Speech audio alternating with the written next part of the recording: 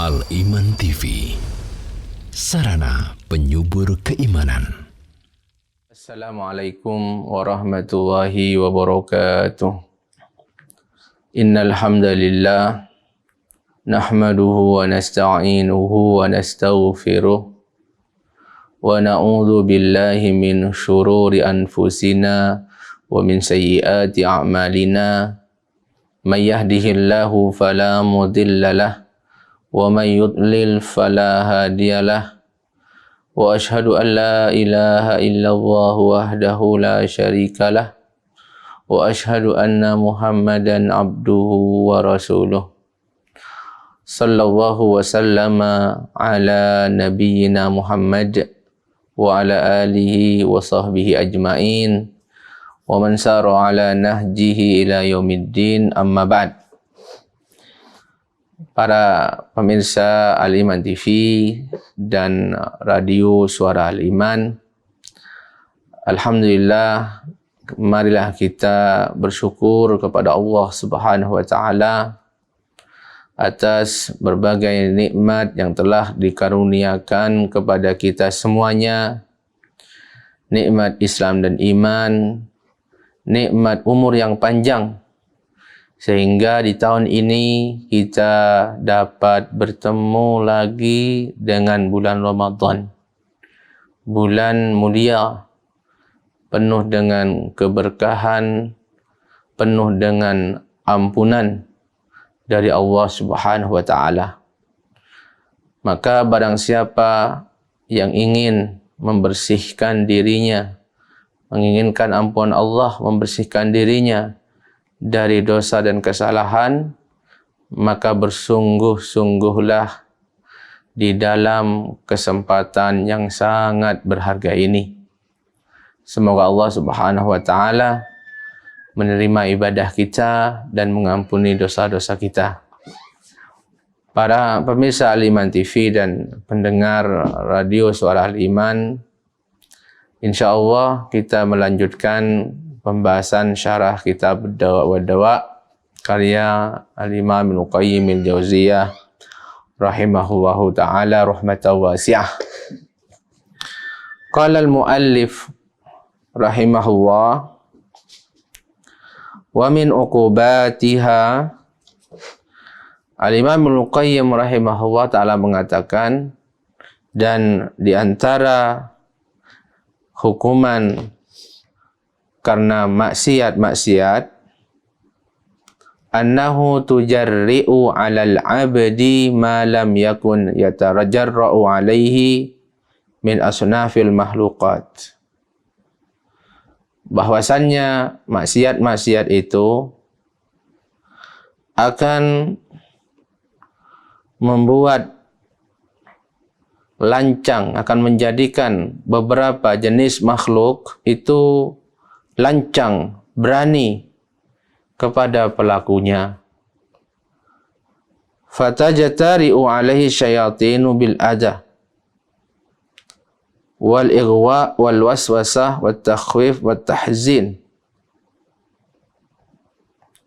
Syaitan pun menjadi berani kepada manusia, menjadi lancang dengan gangguannya, berusaha menyerongkannya dari jalan yang lurus, membisikkannya, wa takhwif, memberikan rasa takut, wa tahzin, memberikan rasa sedih,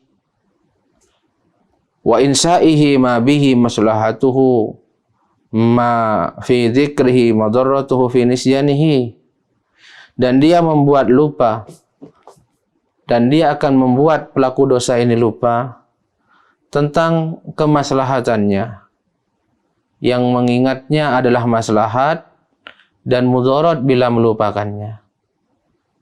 Fatajtari alaihi syayatin hatta ta'uzzahu ila maksiyatillahi azza. Syaitan pun akan berani kepada pelaku maksiat ini, sehingga akan menyeretnya kepada kemaksiatan yang lain sedalam-dalamnya. Berarti Kemaksiatan itu di antara bahayanya adalah akan membuat syaitan semakin berani, ya, semakin lancang untuk memberikan serangannya dengan berbagai upayanya. Tujuannya agar hamba ini semakin terjatuh ke dalam kubangan dosa dan kemaksiatan. Wa tajtari'u alaihi syayatinul insi bima taqdiru alaihi min adahu fi ghaibati wa hudurihi. Bukan itu saja, bahkan setan-setan dari kalangan manusia pun menjadi berani kepadanya. Dia akan serang dengan segenap kemampuannya, baik di belakangnya atau di hadapannya. Baik di belakangnya atau di hadapannya. Orang-orang pun tidak lagi ada rasa berat, tidak ada lagi rasa sungkan kepada dia. Bahkan beliau jelaskan di sini, yajtari alaihi ahluhu wa khaddamuhu wa auladuhu wa jiranuhu hatta al-hayawanul bahim. Begitu juga akan berani kepada dia, yaitu istrinya, pembantunya, anak-anaknya, dan tetangganya. Oleh karena itu, apabila kita melihat perubahan pada keluarga kita, bisa jadi penyebabnya adalah maksiat yang kita lakukan. Istri berani pada suami, anak berani lancang kepada suami, kepada orang tuanya. Bisa jadi hendaknya suami atau bapak jadi introspeksi diri, maksiat apa yang aku kerjakan. Karena bisa jadi penyebabnya adalah maksiat yang telah dia lakukan, maksiat dia kepada Allah Subhanahu wa ta'ala. Hatta al-hayawanul bahim, bahkan menjadi berani pula binatang ternak. Binatang ternaknya. Jadi binatang ternak yang notabene dia adalah pembantu atau pelayan bagi manusia pun bisa jadi berani. Qala ba'du salaf, sebagian salaf berkata, inni la a'sillaha fa'arifu dzalika fi khuluqi imraati wa dabbati. Katanya, sesungguhnya aku benar-benar telah bermaksiat kepada Allah, lalu aku mengetahui itu berpengaruh pada akhlak istriku dan akhlak dan kelakuan dari tungganganku. Jadi pernyataannya menjelaskan bahwasanya maksiat yang dilakukannya mempengaruhi, memberikan dampak buruk, ada efeknya pada akhlak istri, keluarga, bahkan itu berpengaruh juga pada kelakuan tunggangannya. Wa kadzalika yajtari'u alaihi awliyaul amri bil uqubati allati in adalu fiha aqamu alaihi hududallah. Begitu juga menjadi berani kepada dia para pemimpin dengan memberikan dia hukuman yang bila dia adil ditegakkannya untuk dia hukum had. Hukum had. Wa tajtari'u alaihi nafsuhu. Bahkan jadi berani kepada dia juga apa? Jiwanya sendiri jadi berani. Bagaimana jiwa itu berani kepada pelaku dosa ini padahal jiwa sendiri, beliau katakan, fatata'assad alaihi wa tasta'ib alaihi. Jadi jiwanya sendiri itu menjadi menyulitkan dia, memberikan kesulitan pada dia. Bagaimana gambarannya? Falau aradaha li khairin la tutawi'hu wa la tanqaddahu.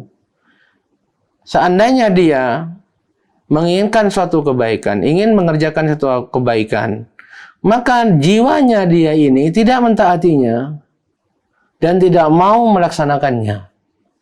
Tidak mau melaksanakannya. Nauzubillah min dzalik. Ini di antara penyebabnya dosa, maka segera bertobat kepada Allah Subhanahu wa taala. Kadang seorang itu menginginkan kebaikan, ingin ada kebaikan di hadapannya.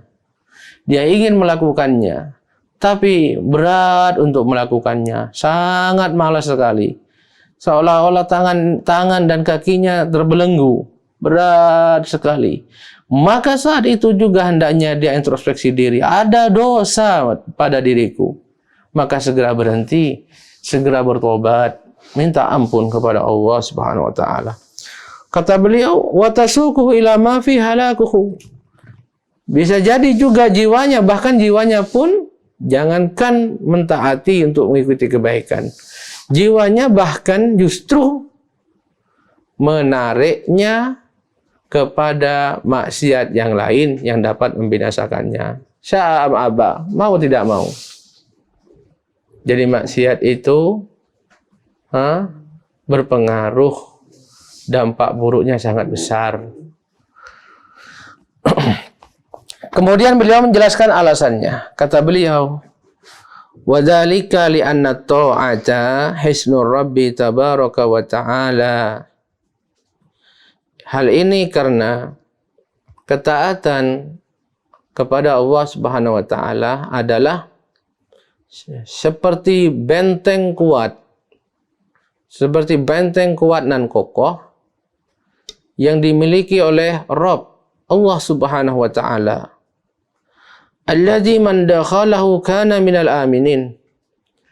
Yang barang siapa masuk ke dalam benteng tersebut, maka dia aman. Dia aman dari gangguan musuh. Fa idza faraqal hisna, tetapi apabila dia meninggalkan benteng tersebut, apa? Masih dengan cara maksiat. Ijtara'a alaihi qutta'ut tariqi wa ghairuhum. Maka akan berani menghadang dia, mengganggu dia, para perampok di jalanan dan yang lainnya. Dan itu betul. Wa ala hasabi ijtira'ihi ala ma'asillah yakunu ijtira'i hadhil afat wa nufusi alaihi. Dan sesuai besarnya keberanian dia terhadap maksiat kepada Allah Subhanahu wa taala, maka begitu juga besar keberanian atau kerusakan serta jiwanya yang akan berani untuk menentang dia. Jiwanya sendiri akan berani menentang dia. Jadi sesuai dengan kadar maksiatnya. Semakin besar maksiat, maka dia akan semakin sengsara. Maka kata beliau, semakin sesuai dengan besarnya maksiat dia kepada Allah Subhanahu wa taala, maka seperti itu pula kerusakan dan jiwa yang besarnya penentangan jiwanya kepada dia. Walaysa lahu syai'un yaruddu anhu. Dan ketika itu tidak ada sesuatu apapun yang dapat menolongnya, yang dapat membelanya. Fa inna dzikrallah wa ta'atihi wa ta'atahu. Fa inna dzikrallahi wa ta'atahu was-sadaqata wa irsadul jahil wal amra bil ma'ruf wan nahi minal munkar wiqayatun taruddu 'anil abdi. Nah, karena sesungguhnya mengingat Allah Subhanahu wa taala dan mentaatinya, bersedekah, mengajarkan dan mengarahkan orang yang tidak tahu, amar ma'ruf dan nahi mungkar, itu adalah wiqayatun taruddu 'anil abdi. Itu ibarat apa? Wiqayah ya. Kalau di jasad itu seperti dia ibarat tameng. Seperti tameng atau benteng yang akan melindungi seorang hamba. Bimanzilatil quwwah allati taruddul marad wa tuqawimu. Nah, benteng ini itu seperti imun pada tubuh manusia yang akan menolak berbagai penyakit dan akan melawan berbagai penyakit. Nah, subhanallah. Jadi di sini beliau mengabarkan kepada kita pentingnya zikir dan taat kepada Allah, ya. Mengajarkan orang lain juga, mengajak orang lain kepada kebaikan, untuk taat kepada Allah Subhanahu wa taala, amar ma'ruf nahi munkar. Inilah imun untuk diri kita. Imun yang akan menjaga diri kita dan menolak segala macam bahaya. Layaknya imun yang ada pada tubuh kita untuk menolak dan memerangi penyakit-penyakit. Fa idza saqatatil quwwatu ghalaba waridul maradi wa kanal halak. Di mana apabila kekuatan tersebut, imun tersebut jatuh kata beliau, maka yang menang adalah penyakit yang datang tadi. Penyakit yang terus datang untuk menyerang dia, itu akan memenang dan mengalahkannya, sehingga akibatnya adalah kebinasaan. Fala budda lil abdi min syai'in yaruddu anhu. Oleh karena itu, setiap hamba wajib memiliki sesuatu pada dirinya untuk melindungi dirinya, menahan, mencegah, dan mengalahkan apa-apa yang akan menyerang dan akan membahayakan dirinya. Nah, jadi sekali lagi di sini beliau mengabarkan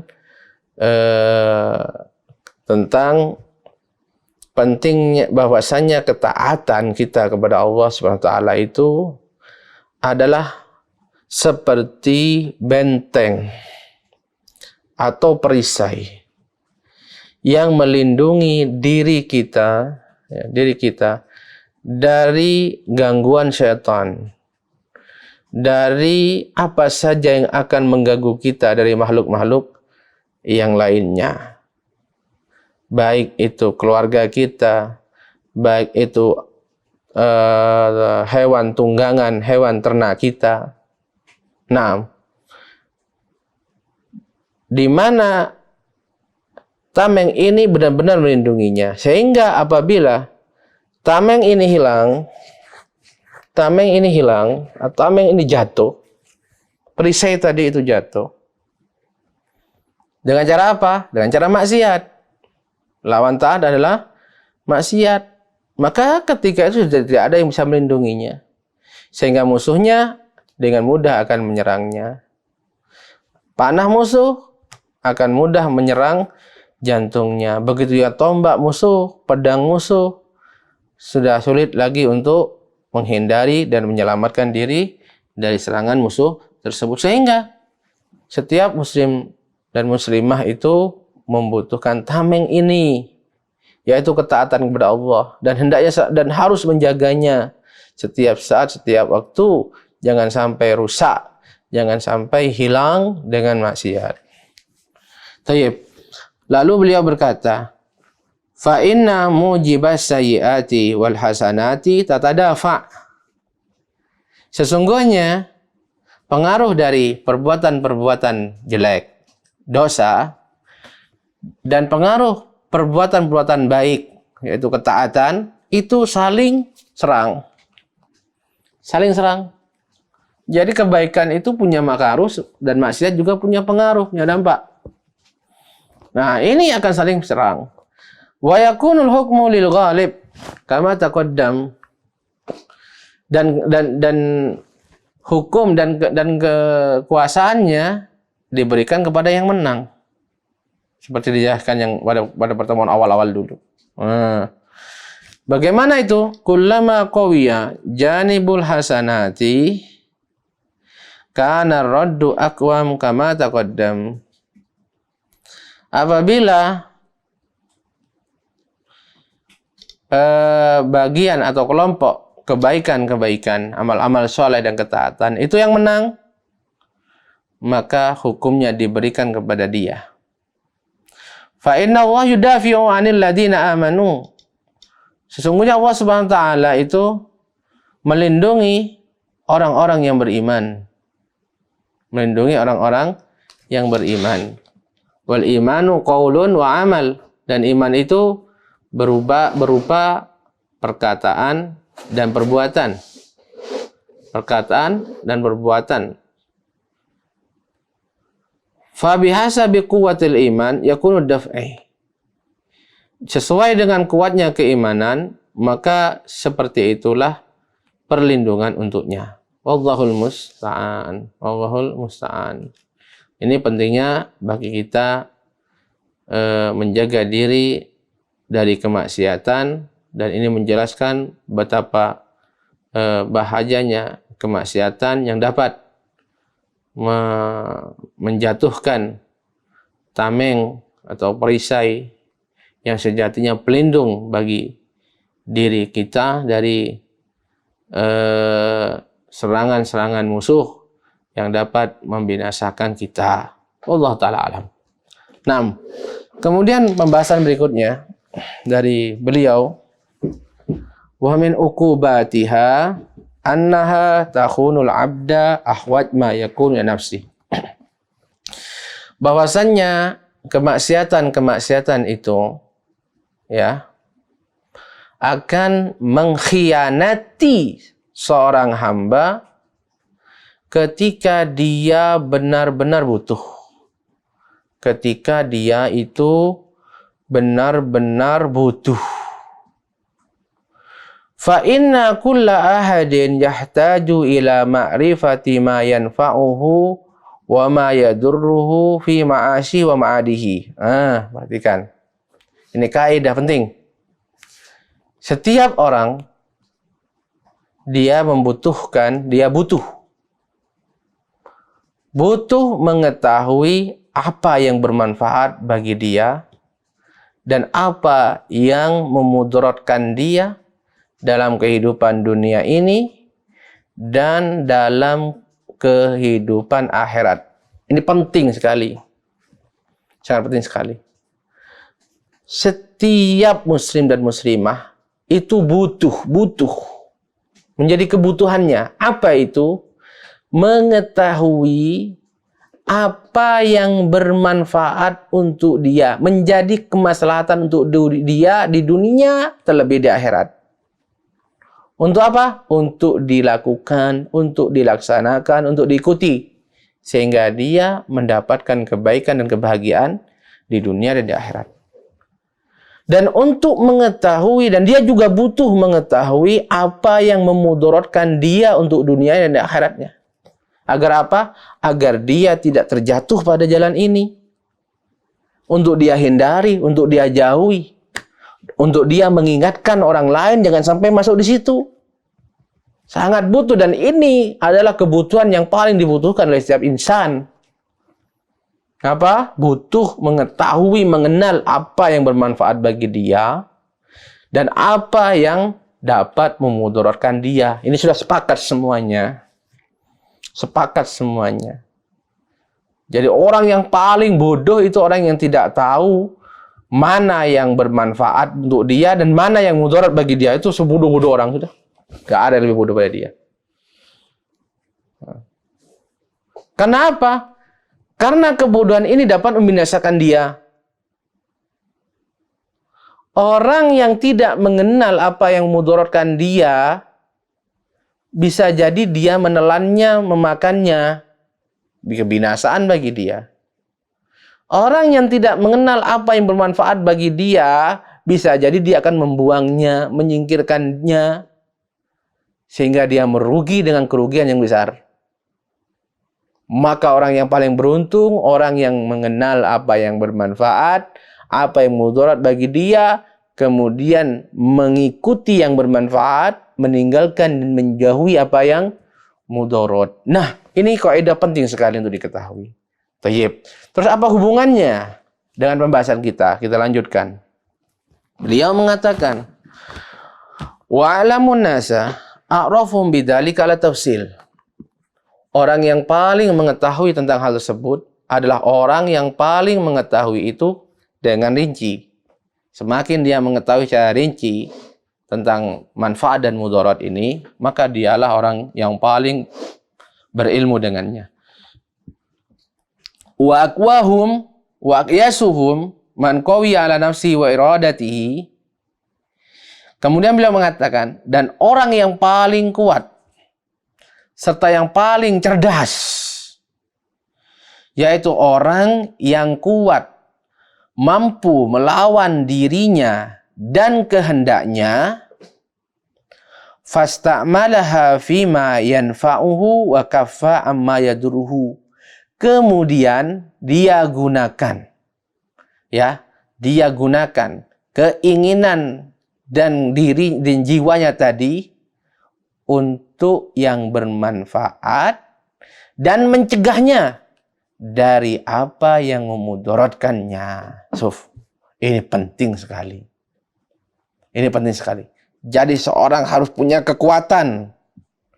Dia harus mampu untuk mengontrol keinginannya, untuk mengontrol nafsunya, agar keinginan tadi diletakkan pada tempatnya, agar dia menggunakan keinginan tersebut untuk apa yang dia bermanfaat untuknya, dan mencegah apabila keinginannya tersebut menginginkan sesuatu yang memudaratkannya. Sesuatu yang baik itu bukan mengikuti apa yang dikehendaki, tidak. Tetapi mengontrol apa yang dikehendaki, menempatkan kehendaknya kepada yang bermanfaat dan mencegah kehendaknya dari apa yang mudarat. Ini orang yang paling cerdas, orang yang paling kuat. Wa fi dzalika tafawatat ma'arifun nas wa himamuhum wa manaziluhum. Dan dalam urusan ini, pengetahuan manusia itu bertingkat-tingkat, tidak sama. Ya, tidak sama. Fa'arafuhum man kana arifan bi asbabis sa'adati wasyaqawah.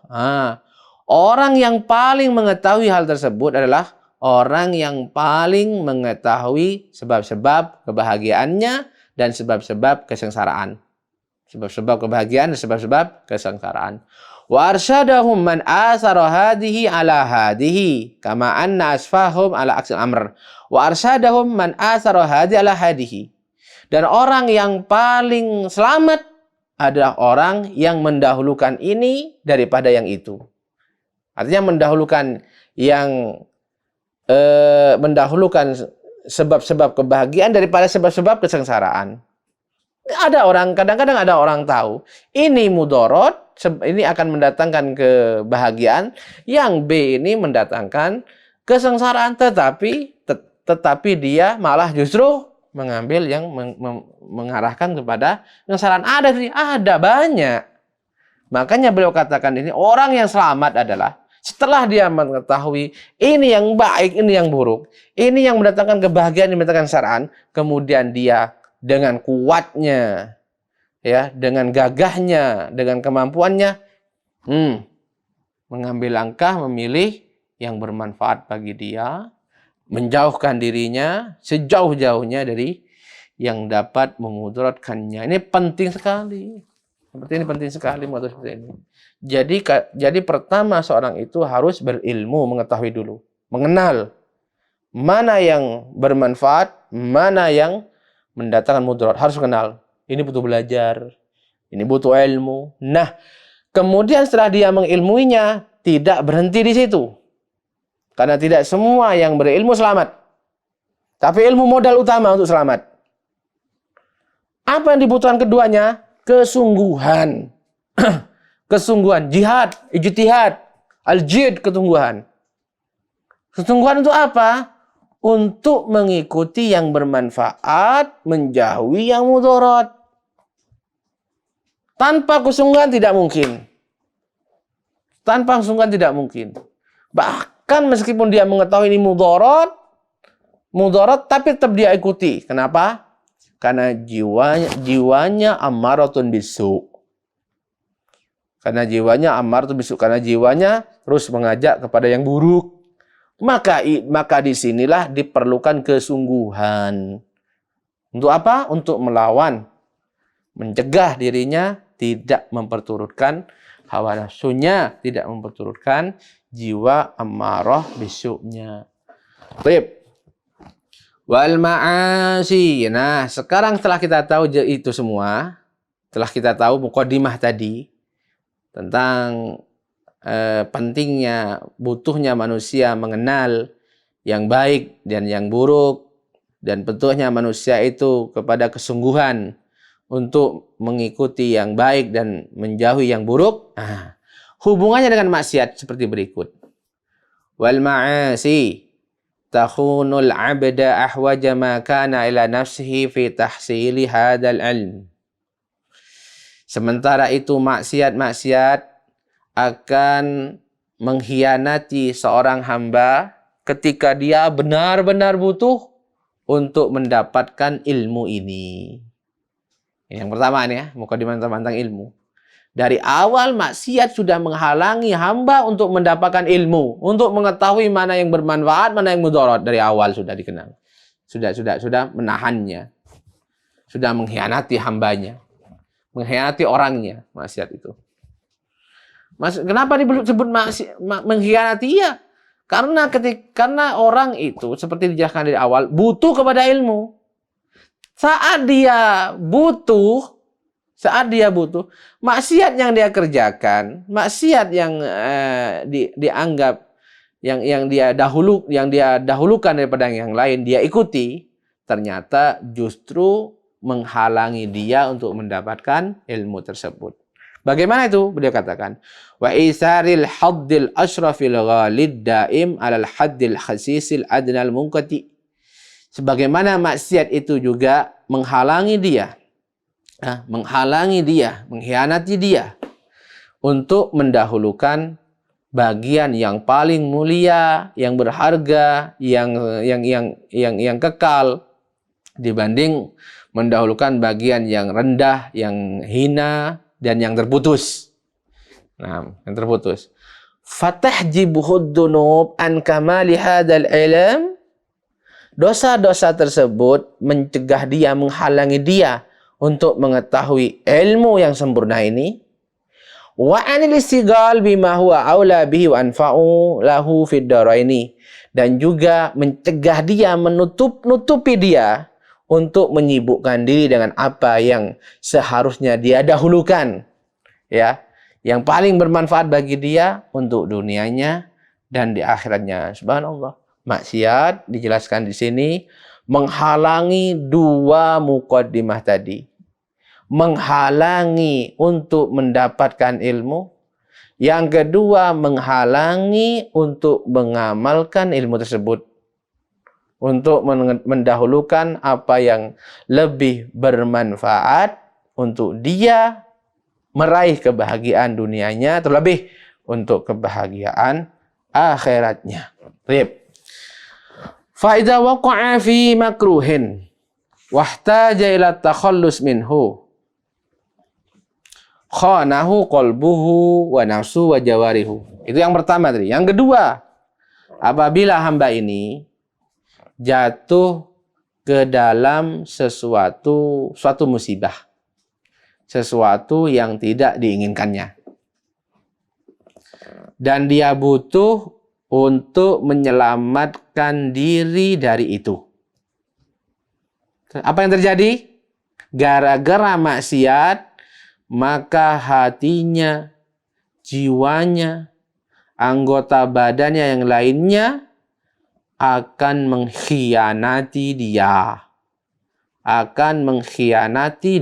Na'udzubillah min dzalik. Bukannya menolong, justru mengkhianati. Fakana bimanzilati rajulin ma'ahu syai'fun.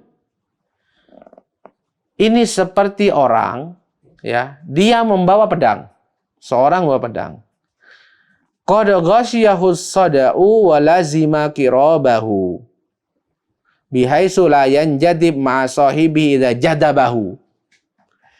Di mana pedangnya ini telah dipenuhi dengan karat, telah berkarat, dipenuhi dengan karat, ya, dan sudah lengket dengan sarung pedangnya tadi sudah lengket, saking karatannya sehingga lengket.